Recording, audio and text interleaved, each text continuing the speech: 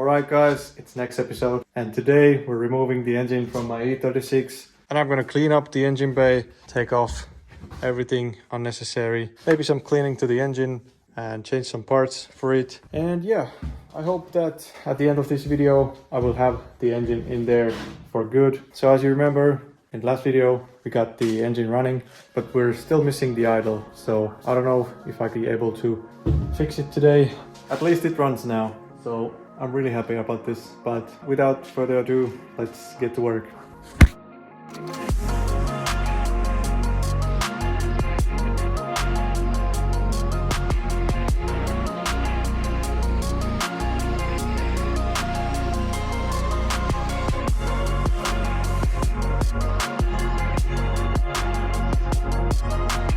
I broke the adjuster a little bit, so it was a bit harder to get the engine out, but not too bad. It's finally out. Didn't take too long. And would you stop spinning, please?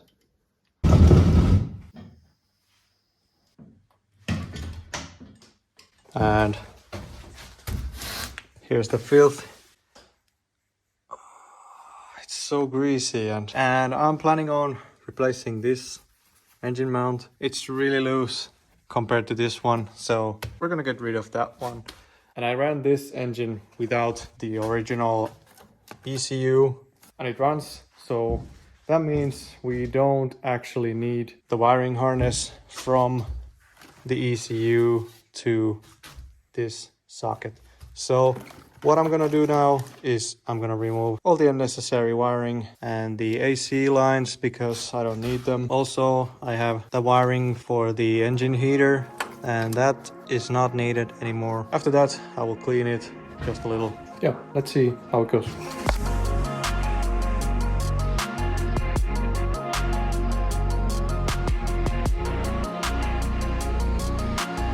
Okay, now I'm doing probably the hardest thing in this swap, and it's this thing right here.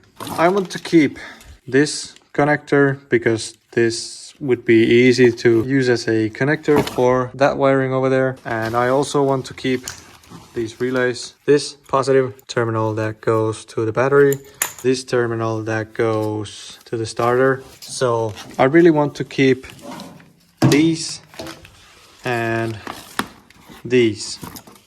Everything else can go, and I wouldn't want to really just butcher this thing because I don't know exactly which wires I need. I'm gonna start with just small parts like this. I don't need this, for example, and it seems to go directly to the ECU connector, so I can cut that out. And then I want to get rid of this thing. This takes so much space that I cannot live with it. So I'll cut them out and see if I still need any of those. I hope I don't. Yeah, let's see.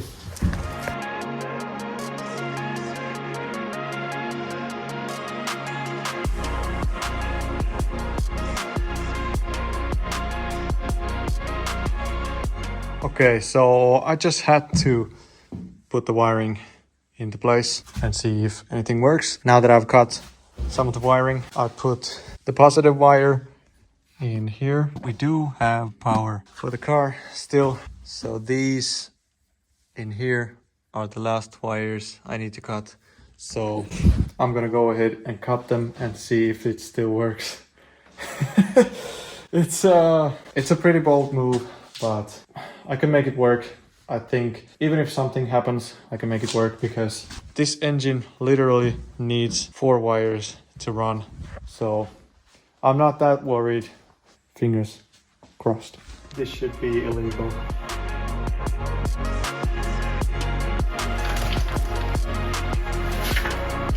I'm not really proud of myself or anything. So these wires connect. The heck is this? These wires connect to this connector right here.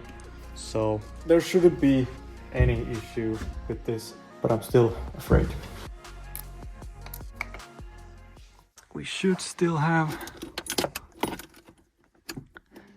and we have power. Yeah, I barely know what I'm doing, so Goes without saying, this car will have a switch to switch off all the power from the car. I don't want this car to burn, so it's a good idea to put a power switch to the car. But now I want to get rid of all this unnecessary stuff in here.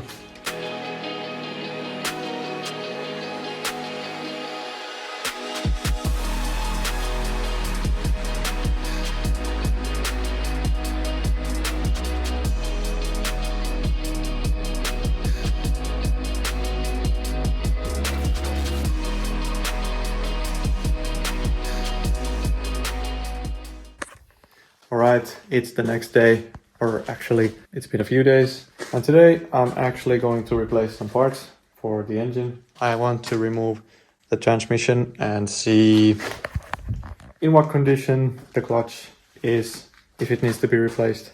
Here are my new parts. Here's my shifter, which we're not going to install today.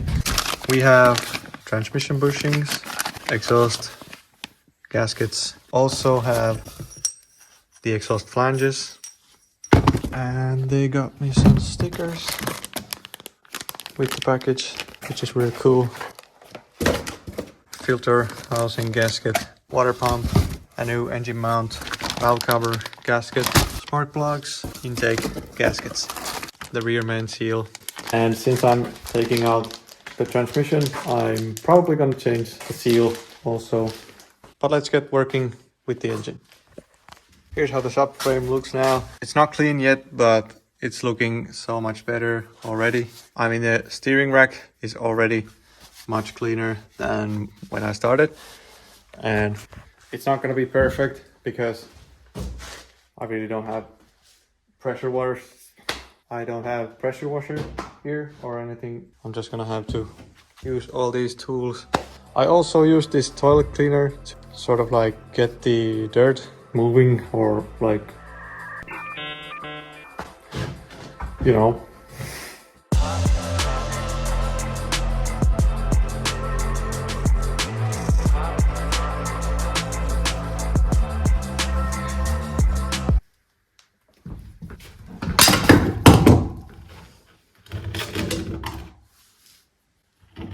What happened? Oh, I snapped the bolt. There's nothing I can do. Okay, let's remove the transmission.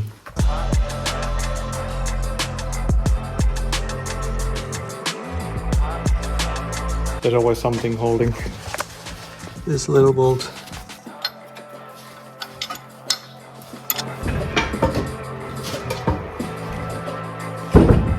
Okay, there's our little transmission. Here's the clutch. Can't really see the condition. Next thing I want to do is remove the valve cover and replace the valve gasket.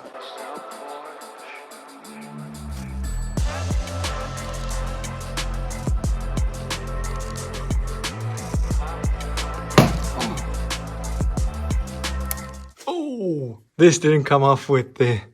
Oh my god, these are just cracking. Anyway, I haven't ordered thermostats yet. So I need to remove this thermostat housing. I need to see which thermostats I need to order.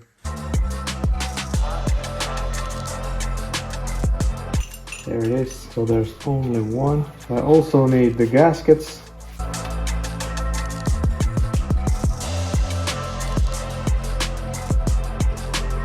Okay, I've never seen rubber gaskets that would be hard as this. I can't even squeeze them. They should be something like this. And if you compare these two,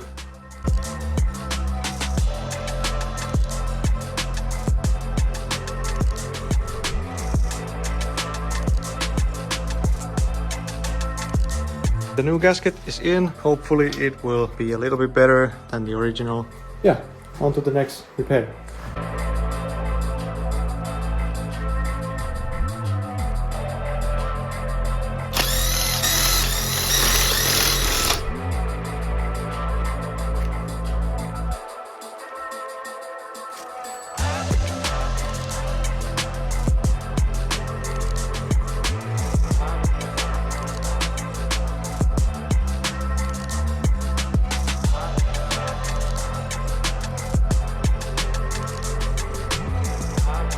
Okay, spark plugs and coils are back in place. Time to move on to the water pump. And I'm pretty sure that this will be extremely difficult to get out. We're about to see.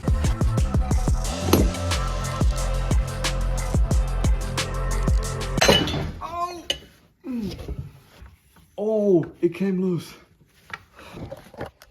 Look at that. Wait, okay, so I have to go this way. Yes. So what I did there was this special tool, which is simply a serpentine belt, which is hooked here. And when I place it here, I can go ahead and tighten this tool, and it goes between there. Now I have grip. Now I can loosen these bolts too.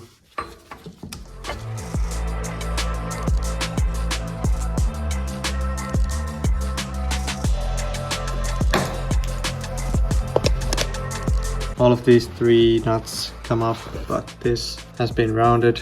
There's always something.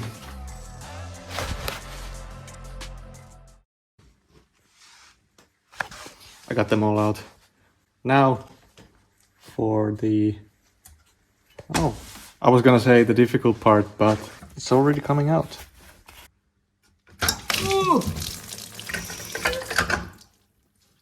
Yeah, there was water in there.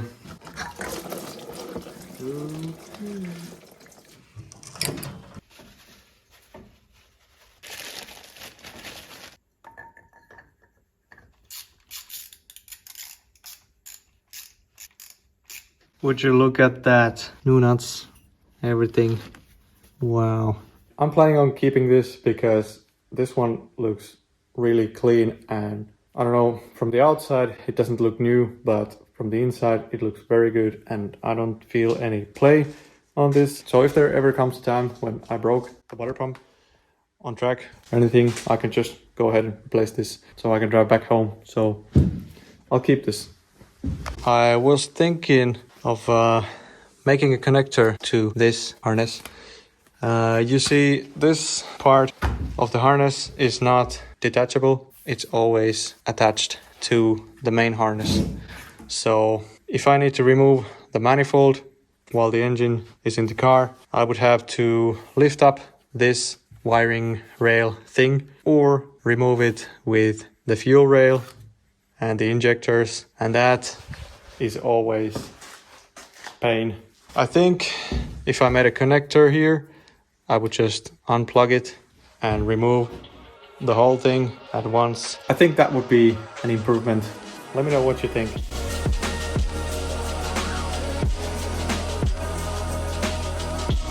Alrighty, now it's time to drain the oil, and I'll replace gasket for the filter housing. And also now I'm gonna remove the clutch and replace the main seal because all the transmission is out. I thought maybe it should be replaced because it's a lot easier to do now when the transmission is already out and the engine is out. So yeah, let's do those and let's see what then.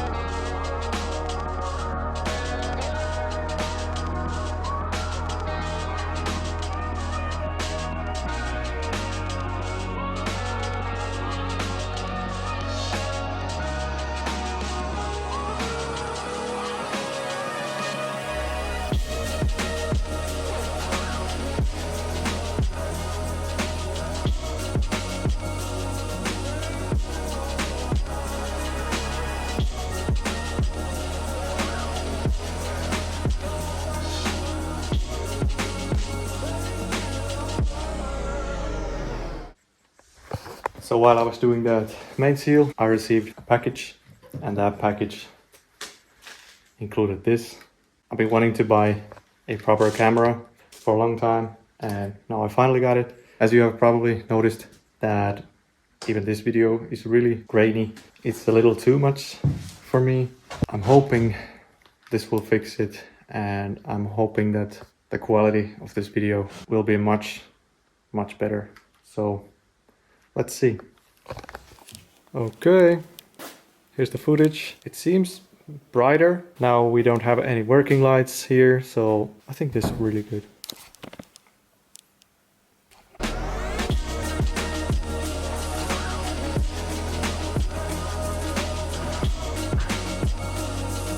Okay, what do you think? It looks weird when I have a real camera. So I couldn't find new bolts for the flywheel, and I've heard that you can reuse these. Actually, my chaser I reused the flywheel bolts, so we're gonna do the same for these. But first I need to clean them because the oil has come through. Okay, the bolts are clean and ready to go.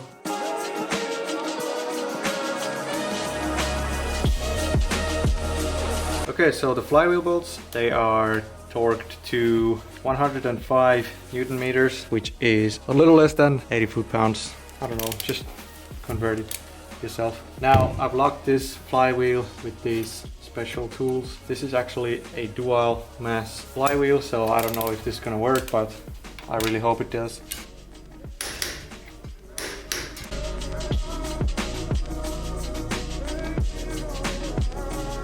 So that's it, flywheel is done. So now it's time to reinstall the clutch, and I actually don't have an alignment tool, so I'm gonna do something a bit different.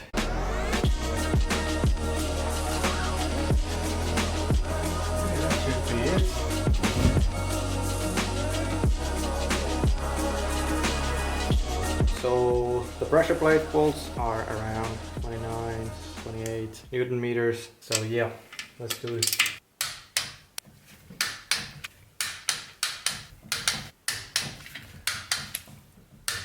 Okay, now I know what you might be thinking.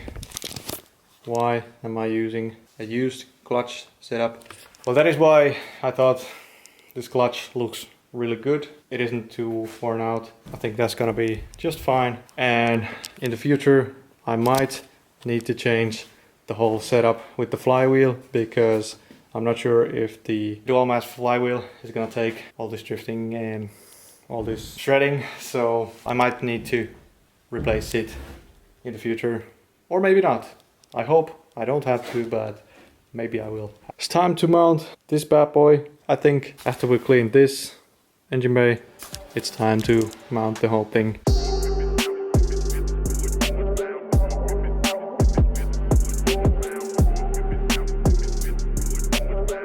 Okay guys, the gearbox is in. If you haven't noticed, these transmission mounts have seen some better days.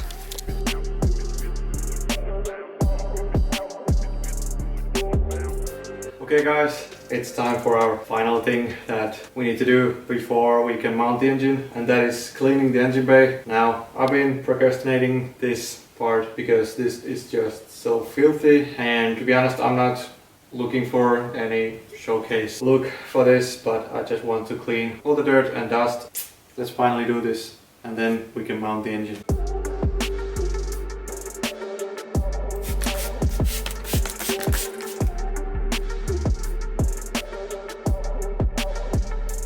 Okay guys, it's a little bit better. This whole thing here was covered in dirt and oil. As you can see, this two more things. I need to replace the engine mount, and as you can see here, one of the brake lines is corroded pretty badly. So I want to replace that before I mount the engine, because it's gonna be a pain to remove once the engine is in. So I'll do those two, and then it's time to finally put the engine in.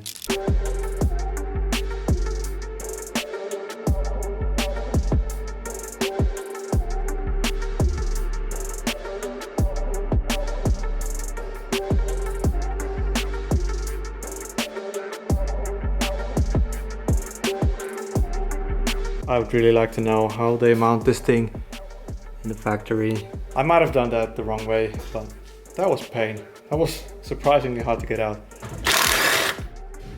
Here's the new one.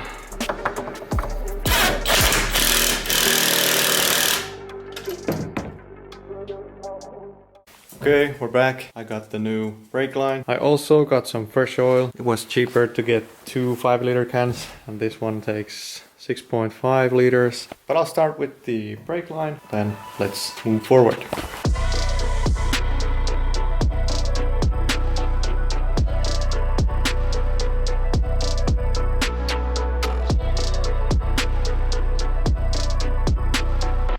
Alright, our new brake line is in there. It really stands out from the black engine bay, but thankfully the new engine is gonna cover it. It's not the most beautiful brake line I've ever made, but it does the job. But now I want to lift the engine, put it into the engine bay, hopefully for the last time. Let's see how that goes.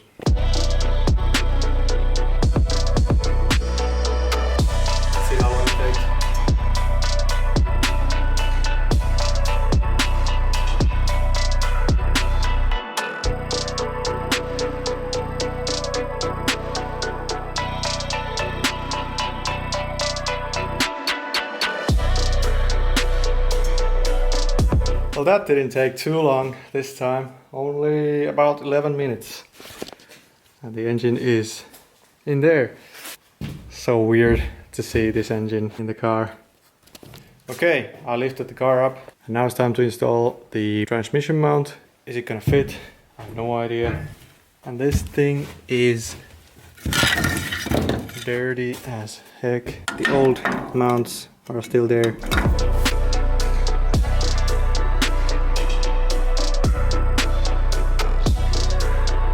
It's gotta be at least 1 kilo of weight reduction.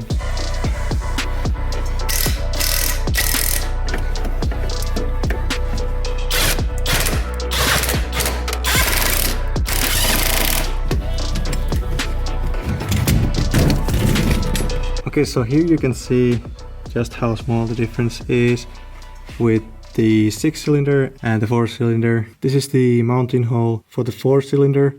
And this is for the 6-cylinder. So the transmission and the engine is a little further to the back. We need to shorten this drive shaft in order it to fit. Thankfully there's a bore and we can make it shorter without cutting. The transmission is mounted. All we need to do is secure the engine mounts, and I'm gonna use the original nuts.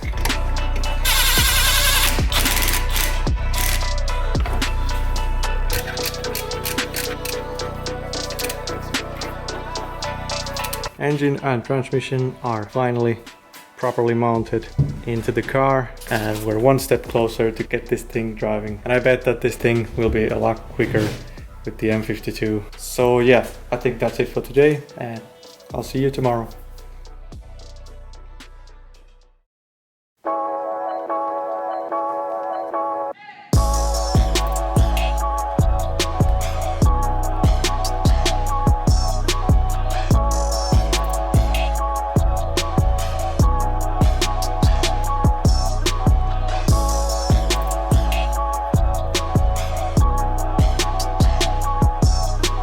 So I was going to mount the alternator and I noticed that this bolt is really close to the alternator, and we don't really need this mount because it's for power steering reservoir, and the new one is going to be up here. I'm just gonna cut it off the way.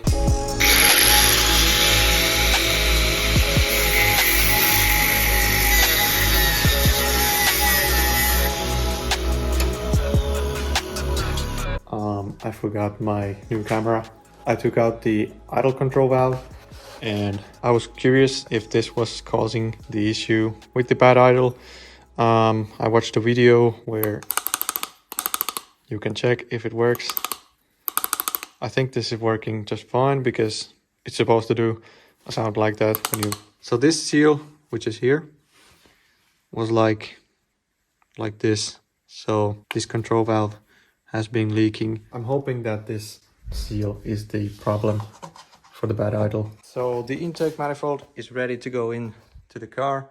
I replaced these fuel hoses. I replaced this regulator hose. I cleaned the idle valve. Gasket is replaced. I still want to replace the gasket under the throttle body, but I can also do that when the manifold is installed into the car. So before mounting the manifold, I just wanted to connect these heater hoses because it's much easier to mount them before mounting the manifold. I also connected the power for my starter motor. I might want to get rid of this cover plastic because we're gonna make this fit into the original casing for the wiring.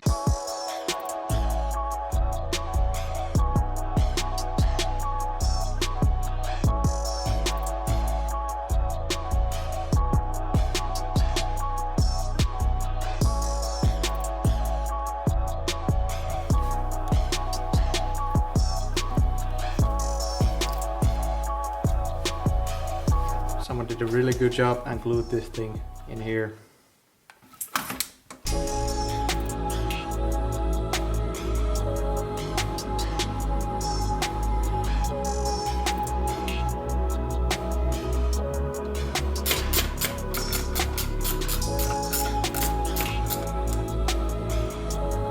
Okay, I'm now about to install the wiring for the fuel rail, and I previously said that I might make a connector, but then I came up with another solution. I thought I should take out all these clips from these connectors so that I can connect them quickly and then just clamp it to the fuel rail.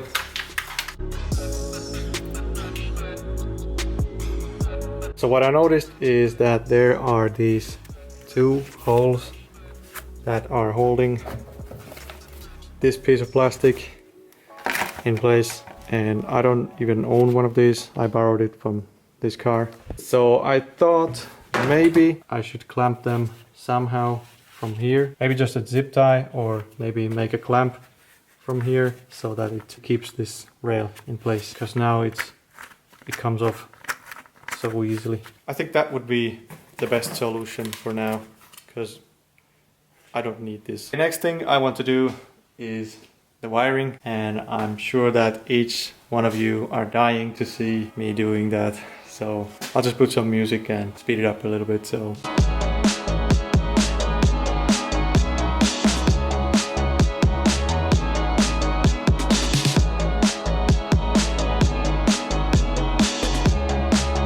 okay guys, took a while, but the wiring is now pre-installed.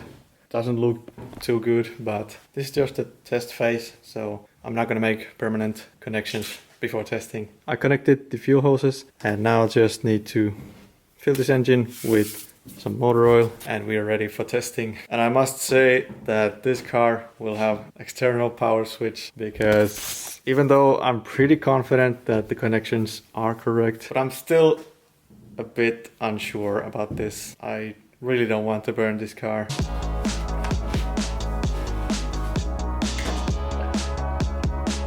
I forgot the oil filter. I found a socket, but it just feels like this thing's gonna break. It's so stuck. How about this tool? Might be a bit... Oh, there we go. Yes. Oh my.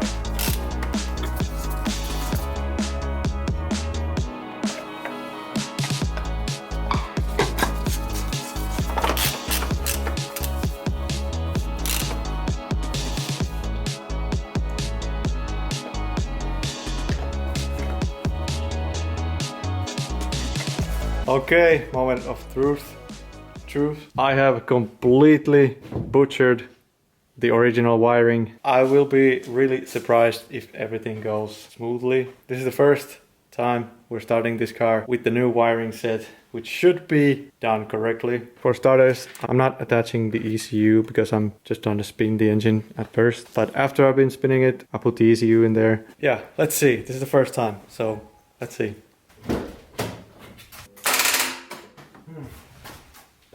We are missing the grounding wire.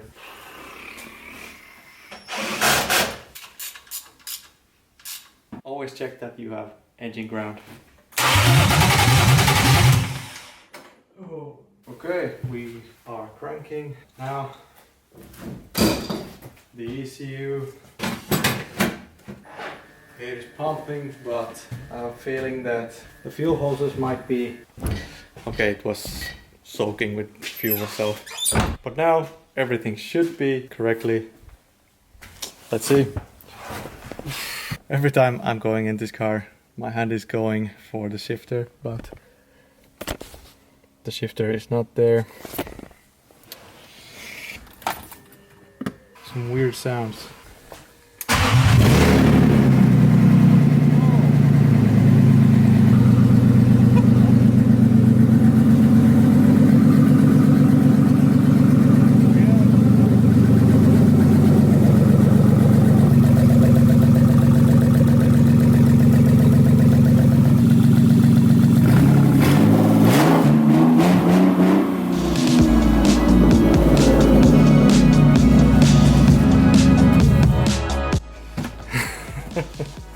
It makes such a loud noise without the exhaust, but it runs and we have idle.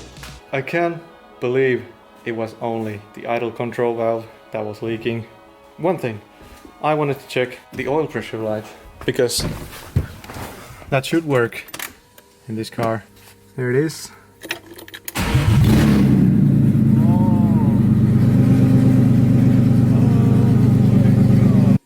It is unbelievable. It's not ready, but after all the struggle, it runs. And for this startup, I think it's time for us to end this video. Hopefully this video won't be too long, but there were many steps to get this car, to get this engine into the car, to get it started. Maybe next time we're test driving this car, hopefully. So see you guys then. Thanks for watching.